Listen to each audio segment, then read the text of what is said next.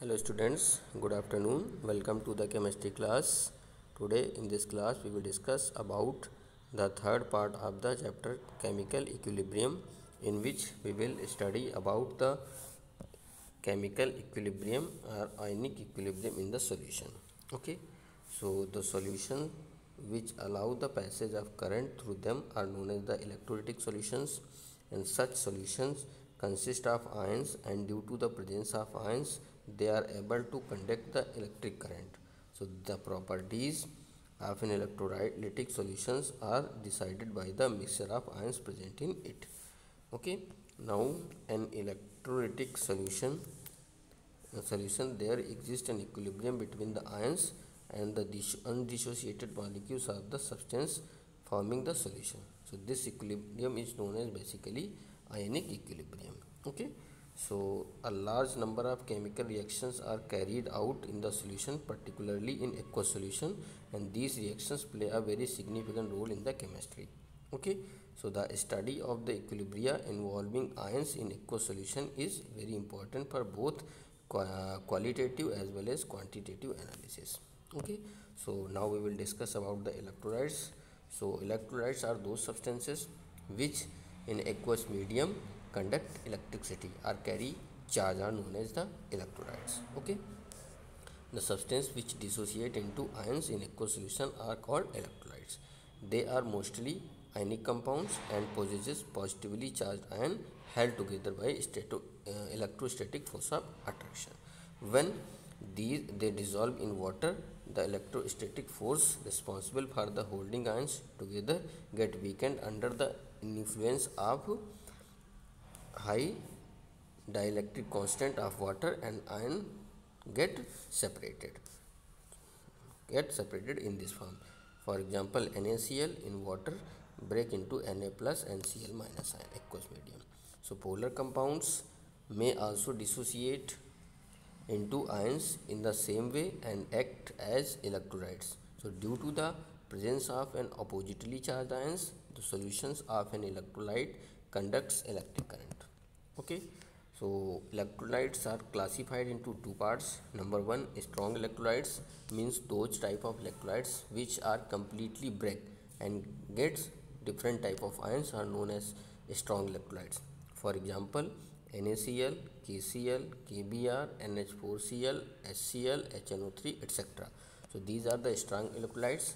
In aqueous medium they break completely and produce ions. Okay, second type of electrolytes are known as weak electrolytes.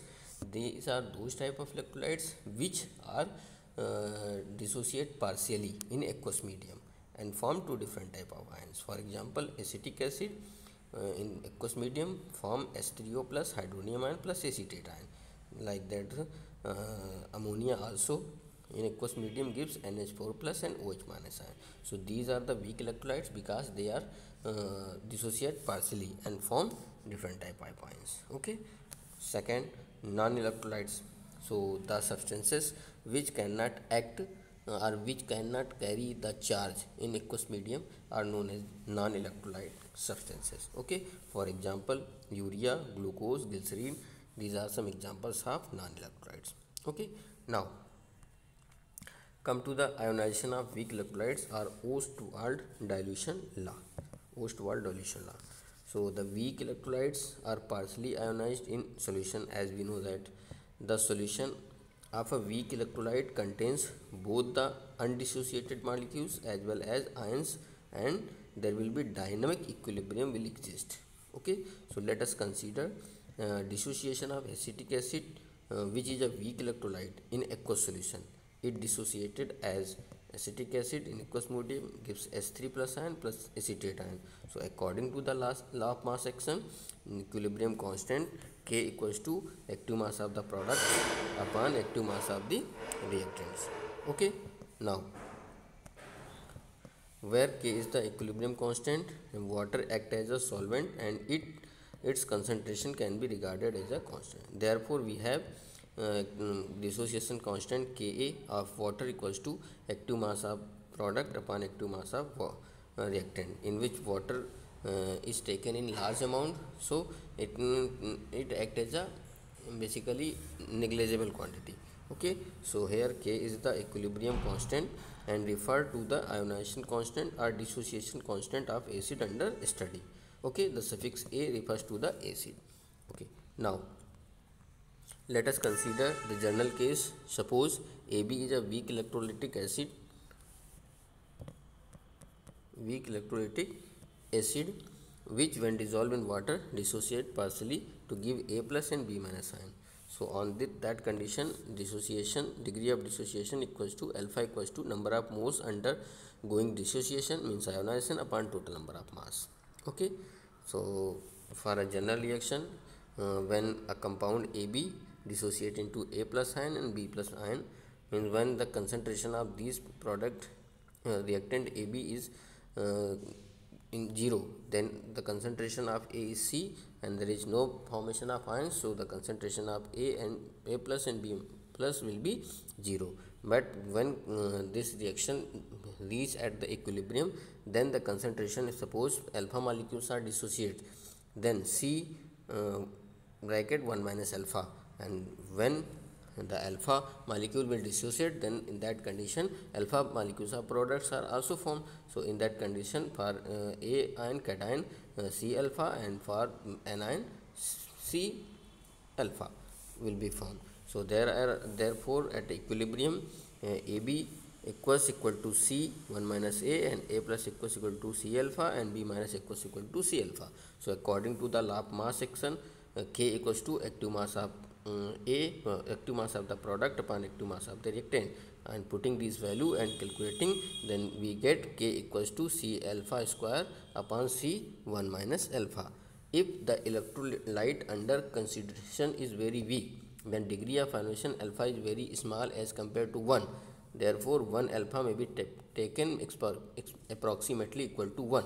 Then in that condition K will equal to C alpha square, or A square equal to K by C, or simply alpha equals to under root K C. So this is the dissociation constant for a general reaction for weak electrolyte. Okay. Now, so on the basis of this formula, you can calculate the numerical problems coming into your examination. For example, this question is given in which you have to find out the dissociation constant K alpha, and putting the value you will find out the dissociation constant. Now, concept of acid and base. So what are acids and what are base? So as we know that acid and bases concept is divided into three parts. Number one, though acids are according to the Arrhenius concept, water ion concept. What are the acids? So according to the Arrhenius concept, acids are those substances which give H plus ion in aqueous medium. Okay, so HCl dissociate to gives H plus ion and Cl minus ion. Those compounds which gives H plus ion in aqueous medium are known as the acids according to Arrhenius. And those substances which gives OH minus in aqueous medium are known as the bases.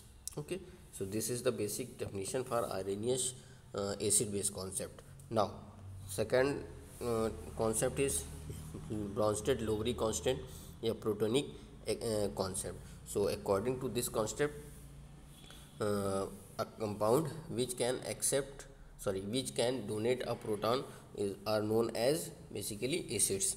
Okay, for example, as proton and H2 accept, then H3O plus formation. The compound which can donate electrons are known as acids, and the compounds which can accept electrons are known as the base. So for example, HCl can donate electron and NH3 can accept electron. So HCl is a acid and NH3 is a base. Okay, so it is the Bronsted-Lowry constant of acid base. Now in this concept, a new term is coming out, that is conjugate pair of acid and bases. So what is the conjugate acid base pair? So for example, HCl acid and H2O base, when they will react and form aqueous acid 2 and base acid 1. So in the reaction of acid and base, the species which form in the form of cation, are known as the basically conjugate acids, and the species which carry negative charge are known as the conjugate base. Okay, so this is the concept in which if any reaction when it will react with acid, and if it in this reaction an acid react with a base, then the species which contain positive charge, which known as conjugate acid, and which contains negative charge will known as conjugate base. So in any reaction you can calculate the conjugate acid base pair. Okay, now neutralization reaction. So as we know that when acid and base will react, then salt plus water is formed, then it is known as the basically neutralization reaction. Okay, and there is also a concept for strong acid and strong bases.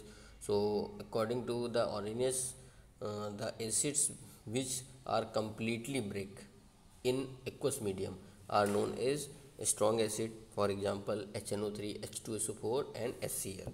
Okay, these are strong acids. And the acids which are not completely dissociated in aqueous medium are known as the weak acid. For example, acetic acid. So all natural acids are basically weak acids, and mineral acids are strong acids. Okay, so it is the concept for strong acid and base. Okay, now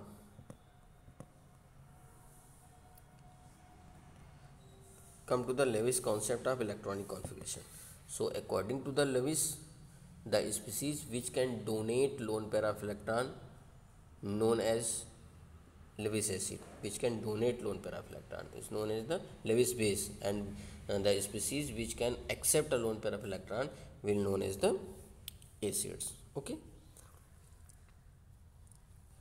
so for example, in this case R3N plus BF3 form a adduct. So here R3N can donate the lone pair of electron to boron trifluoride. So here R3N trialkyl amine act as a base, and boron trifluoride will act as a acid. There is other example, CO plus Ni, in which CO act as a base and Ni act as a acid. Other example, 2NH3, in which ammonia lone pair will donate to the silver ion. So ammonia act as a base and silver ion act as a acid. So simply according to the Lewis concept, the species which can donate lone pair of electrons, okay, are known as the bases, and the species which accept lone pair of electron are known as the acids. Okay, so it is the basic concept for Lewis concept. Now, what is the ionization of water? So water is a weak electrolyte. Okay, thank you. We will discuss in next.